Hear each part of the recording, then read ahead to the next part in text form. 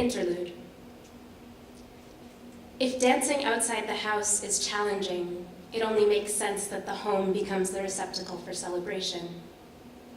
In other words, party halls are for other people. Many forms of joy do not need to be publicly performed in order to flourish. Like film, many joys turn to ash once the light arrives, and/or it takes a particular kind of light to develop the images that we later call history. Depending on who you are, I may be telling you something that you have always known. I've been working with a psychoanalyst recently. We're collaborating on a text.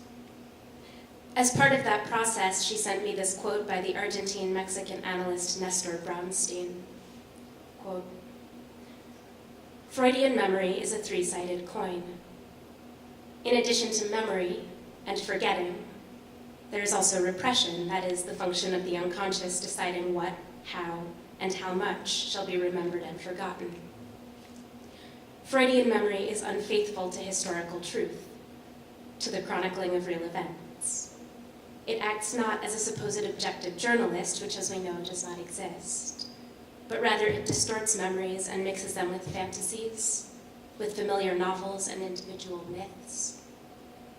In other words, the context in which the memory is recounted is just as decisive for understanding it as the text itself as what is remembered. We know that photographs are not innocent either, that there is a driving desire behind the decision to snap the shutter, behind the framing, the lighting, the selection of what will be visible and what will remain hidden. Photography is a discursive act, a message in search of an audience, a letter, and even more so, the narration of memory." End quote. But we know the trick of memory, right? Each time we remember something, it becomes a new neural pathway in the mind. It doesn't carry the weight of every previous remembrance, for better and for worse. The third time I performed this lecture was in a fully dark room to an audience of only 8 people, including the caterer, whom I had asked to stay if he could. I illuminated the pages with my phone. I dropped them on the floor as I finished reading. It was the end of a long day, and I thought that in that cozy darkness, everyone around me had fallen asleep. But I was wrong.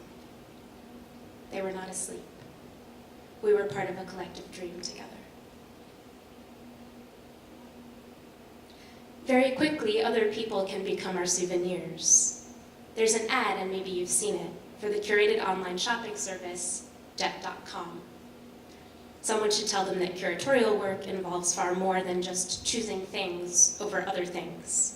Anyway, in this ad, which looks like it's shot in Manhattan's Chinatown, people, tourists, lean out of the top of a double-decker red sightseeing bus. A young, relatively light, black-skinned man in a yellow sweater skateboards up next to the bus. The tourists begin to take his photo. He looks ahead, smiles to himself, pulls on his trendy wireless on-ear headphones, waits for the lights to turn green, and slides away from their lenses. I understand that this is an ad about headphones. I understand that this ad is about headphones that you can acquire through specialized online shopping geared towards your needs, including the need of urbanized Black people to disappear from the gaze of overzealous non-Black visitors. This ad is not really about headphones at